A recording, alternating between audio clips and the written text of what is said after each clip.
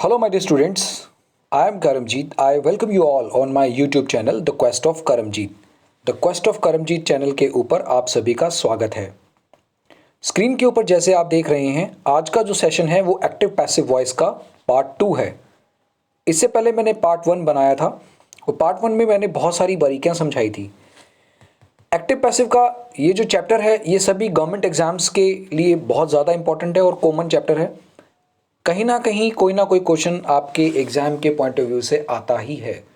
तो आज हम इस चैप्टर के अकॉर्डिंग जो चैप्टर का पार्ट है, जो उसके कुछ रूल्स हैं, पार्ट 2 में देखेंगे और पार्ट 3 भी एक आएगा। पार्ट 3 में कुछ रिमेनिंग जो रूल्स हैं उसके बाद जो इसके क्वेश्चंस हैं वो आएंगे।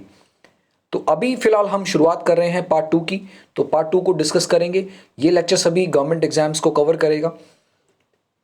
बेसिकली ये जो लेक्चर है ये कॉन्सेप्ट का लेक्चर है। उसके बाद फिर आपको क्वेश्चंस की फ्रेमिंग के हिसाब से जो क्वेश्चन फ्रेम कर करके मैं आपके लिए लेके आऊँगा, फिर उसके बाद हम उन क्वेश्चंस को सॉल्व करेंगे। तो सबसे पहले मेरा ये मानना है कि हमें ग्रामर की जितनी भी चीज़ें हैं वो सारी लर्न कर लेनी चाहिए। फिर उसके बाद हमें जितने इसके क्वेश्चंस हैं उनको सॉल्व करना चाहिए। तो मैं करमजीत सिंह आपका स्वागत करता हूं मेरे अपने YouTube channel the quest of Karamjeet पे। तो अब हम इस लेक्चर की शुरुआत करते हैं। This is my YouTube channel और जैसे ही आप हैशटैग ये वाला hashtag the quest of Karamjeet को टाइप करेंगे तो डायरेक्टली YouTube के चैनल के ऊपर आप पहुंच जाएंगे। चलिए अब इस लेक्चर की शुरुआत करते हैं। एक्टिव पैसिव के फर्स्ट पार्ट में हमने बहुत सारी चीज़ें लर्न की थी। आज हम यहाँ पर इम्पेरेटिव सेंटेंसेस के बारे में डिस्कस करते हैं। सबसे पहले हम जानते हैं इम्पेरेटिव सेंटेंसेस क्या होता है। Imperative sentences are such sentences that contains expression of order, request, advice and suggestions. तो जो भी ऑर्डर होता है, रिक्वेस्ट होता है, एडवाइस होता है, सजेशंस होते हैं। जब आप किसी को हुक्म देते हैं, आप उनसे काम निकलवाते हैं रिक्वेस्ट करके, एडवाइस सलाह देते हैं, या आप सजेशंस आप वैसे ही कोई सजेशन देते हैं, तो इन शब्दों के लिए जो वर्ड होते हैं, इन वर्ड्स के लिए जो सेंटेंसेस होते हैं उनको हम इम्पेरेटिव सेंटेंसेस कहते हैं। Imperative sentences with order and command. अब सबसे पहले हम बात करते हैं कमांड की। यहां पर देखिए मैंने मेंशन किया हुआ है कमांड। तो कमांड वाले सेंटेंसेस में सबसे पहले आता है लेट, फिर सब्जेक्ट, फिर बी, फिर वर्ब की थर्ड फॉर्म। ऑब्वियसली जहां पर बी आता है पैसिव वॉइस में हमें वर्ब की थर्ड फॉर्म करनी होती है। अब सेंटेंस देख लेते हैं। ये लेक्चर छोटा सा ही रहेगा क्योंकि इससे पहले वाला लेक्चर जो है वो मैंने पूरे तरीके से मैंने आपको करवा दिया था, क्योंकि जिस लेक्चर का जितना पार्ट रहता है उसी हिसाब से हम करें तो ज़्यादा बेटर है। तो कमांड के लिए क्या करें? Switch off the cell phone. Now switch off the cell phone, अब ये एक्टिव है। अब ये वाला पार्ट पहले आ जाएगा और हमें, क्योंकि हम एक कमांड दे रहे हैं तो कमांड में हम लेट लगाएंगे। तो सेंटेंस क्या होगा? लेट द मोबाइल फोन, यहाँ पर सेल फोन होना चाहिए, मैंने मोबाइल लिख दिया, कोई बात नहीं, चलो बात तो एक ही है। The cell phone be switched off, तो वहाँ पर हम थर्ड फॉर्म करेंगे। Bring a glass of wine, let a glass of wine be brought. तो सेंटेंस का स्ट्रक्चर इस तरह से रहेगा। In the case of order के केस में यू आर ऑर्डर हमें मेंशन करना है और उसके बाद टू के साथ वर्ब की फर्स्ट फॉर्म हमें करनी पड़ेगी। बिल्कुल। Gate out of the class, active voice देख लेते हैं। तो इसको हमें पैसिव में करना है, तो you are order to get out of that class. तो दिस चेंज इनटू दैट, क्योंकि हमें पैसिव में करना है। आपको मैंने पहले लेक्चर में बताया था ना कि दिस जो होता है, दिस के बाद हम दैट यूज करते हैं।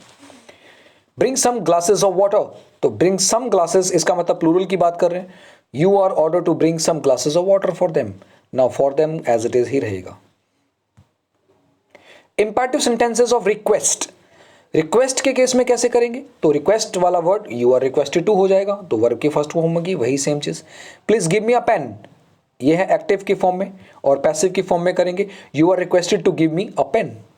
ये देखिए you are requested to give, यहां पर देखिए। Please help that old women, you are requested to old that old women. Right, this is the correct answer. Imperative sentences में सजेशंस के लिए कैसे होता है? शुड लगाते हैं, क्योंकि ऑब्वियसली ये मैंने मॉडल में आपको पहले बताया हुआ है कि जो मॉडल केस में जो वर्ड होते हैं वो हम शुड लगाते हैं जब हम किसी को एडवाइस देते हैं या सजेशन देते हैं। तो यहाँ पर देखिए शुड लगाएंगे और बी लगाएंगे और वर्ब की थर्ड फॉर्म लगाएंगे। Listen to me, it's an active form, I should be listen to. Always speak always speak the truth. The truth should always be spoken. Now always is an adverb, ये एक तरह से adverb है. Imperative sentences of advice, तो your advice लगेगा. 2 plus V1 ये लगेगा. Get up early, you are advised to get up early. Don't tell lie, you are advised not to tell lie. अब देखिए ये वाला क्वेश्चन कई बार आ चुका है, ये वाला भी आ चुका है, ये एग्जाम में बार बार रिपीट होते जाते हैं, कई बार आते रहते हैं. पैसिव इन्फिनेटिव क्या होता है? सबसे पहले इस बात को समझे कि इन्फिनेटिव क्या होता है.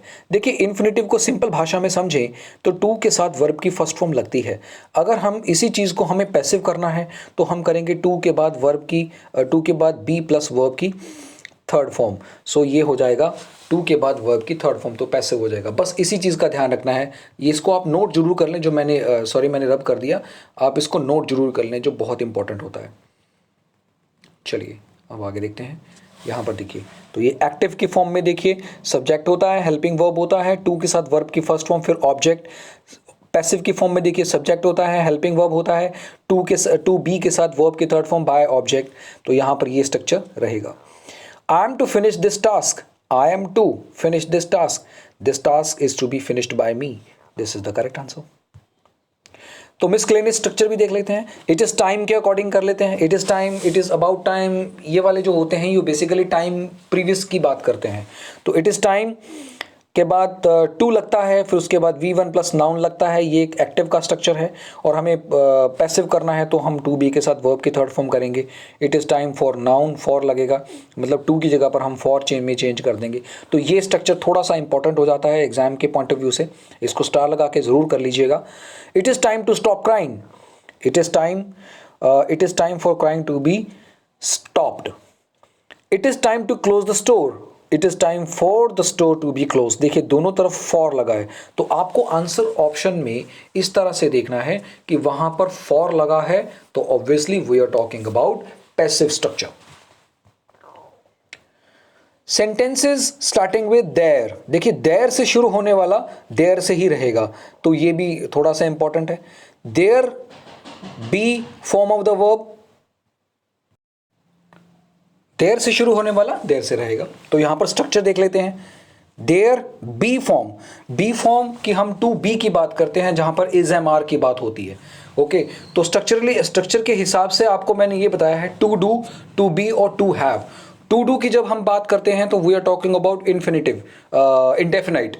टू बी की बात करते हैं तो we are talking about the continuous tense.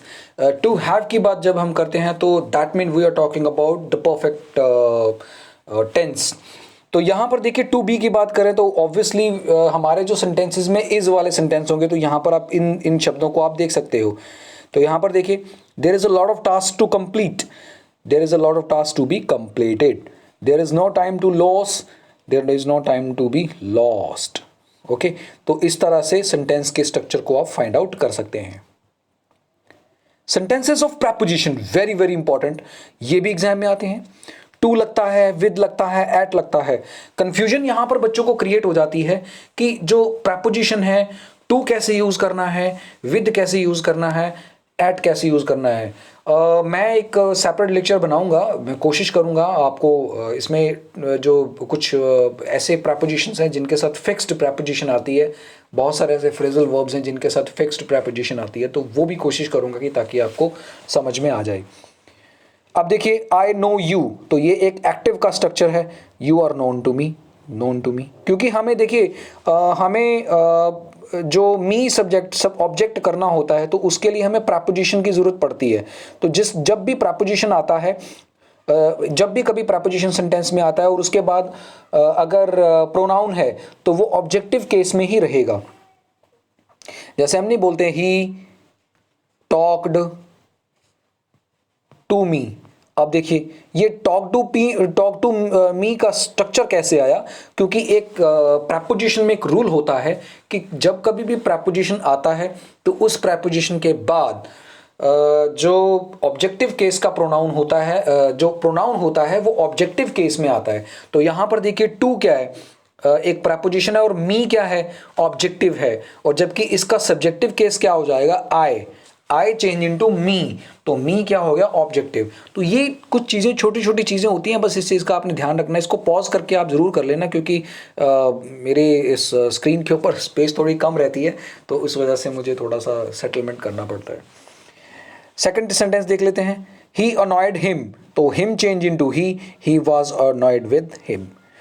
The news surprised all were surprised eight, अब देखिए surprised at the news. Verb with appropriate preposition in passive voice, अब देखिए कुछ ऐसे प्रपोजिशंस हैं वर्ब के साथ लगते हैं, तो ये फ्रेजल वर्ब का ही काम करते हैं। जैसे लुक एट है, लुक आफ्टर है, laugh at, mock at, deride at, तो ये रिमेन्स इनएक्ट, इम्पॉसिबल, ये जो रिमेन्स होते हैं intact even in passive structure, तो ये पैसिव स्ट्रक्चर में भी एज इट इज ही रहते हैं, इनको चेंज नहीं कर सकते क्योंकि ये फिक्स्ड प्रपोजिशन होती हैं। तो जैसे they smiled at me, I was smiled at by them. The police is inquired into the case. The case is being inquired into the police. तो मतलब ये देखिए inquired into यहाँ पर भी है, यहाँ पर भी है, smiled at passive में भी है, active में भी है, मतलब इस तरह से आपको इस चीज़ का ध्यान रखना है। तो ये था छोटा सा सेशन जिसमें मैंने बहुत सारी इंपॉर्टेंट चीज़ें बताई हैं। आई होप आपको ये सेशन अच्छा लगा होगा, और मैं आप सभी से एक चीज़ और बताना चाहता हूँ, आप सभी को ये मैसेज कन्वे करना चाहता हूँ कि ज़रूर आप इसकी नोटबुक लगाइए, क्योंकि ये आपके परमानेंट नोट्स हैं और ये आपको कभी भी कंपटीशन से परे नहीं करेंगे, क्योंकि बार बार वीडियो देखने का आपके पास इतना टाइम नहीं होता है। तो आप एक काम करिए, आप अपनी जो भी वीडियोस आपको मिलती हैं आप उसी हिसाब से इनको आप नोटबुक के ऊपर उतारिए, और इसी हिसाब से आप बार बार आप प्रेपरेशन कर सकते हैं। तो चलिए अब हम इन्हीं शब्दों के साथ अब हम इस सेशन का एंड करते हैं, और थर्ड सेशन इसका चेंज ऑफ वॉइस का, एक्टिव पैसिव वॉइस का हम थर्ड पार्ट भी लेके आएंगे, जिसमें मैं एग्जांपल्स बताऊंगा, और वो तीनों ही ज़्यादा इंपॉर्टेंट है, और आपको मुझे लगता है कि इसको नोटबुक के ऊपर उतार के आप इसके परमानेंट नोट्स बना लीजिएगा। तो चलिए अब ज़्यादा टाइम मैं आपका वेस्ट नहीं करूँगा, और आपसे एक हम्बल रिक्वेस्ट है कि मेरे चैनल को आप ज़्यादा से ज़्यादा सब्सक्राइब करिए और शेयर करिए, क्योंकि ये एक ऐसी चीज़ें मैं आपको बता रहा हूँ जो कि ये पेड कोर्सेज़ में बताई जाती हैं, जो कि बिल्कुल फ्री हैं आप सभी के लिए। स्टडी करवाना मेरा एक पैशन है। और हाँ, मैं बहुत जल्दी आप सभी के लिए प्रतियोगिता दर्पण पीडी से एक पीडी एनालिस्ट लेके आऊँगा। मार्च के महीने में आपकी ये जो एनालिस्ट है वो ज़रूर आएंगी। इसके लिए एक सेपरेट वीडियो बनाने वाला हूँ, जिसमें मैं आपको हाउ टू रीड प्रतियोगिता दर्पण फॉर गवर्नमेंट एग्ज़ाम्स, कैसे पढ़ना चाहिए, वो सारी चीज़ें आपको बताऊँगा। तो चलिए इन्हीं शब्दों के साथ अब हम इस सेशन का एंड करते हैं। Thank you very much. Thank you for watching this video. Stay happy, stay safe. Jai Hind, Jai Bharat, and Jai Jawan, Jai Kisan. Stay tuned.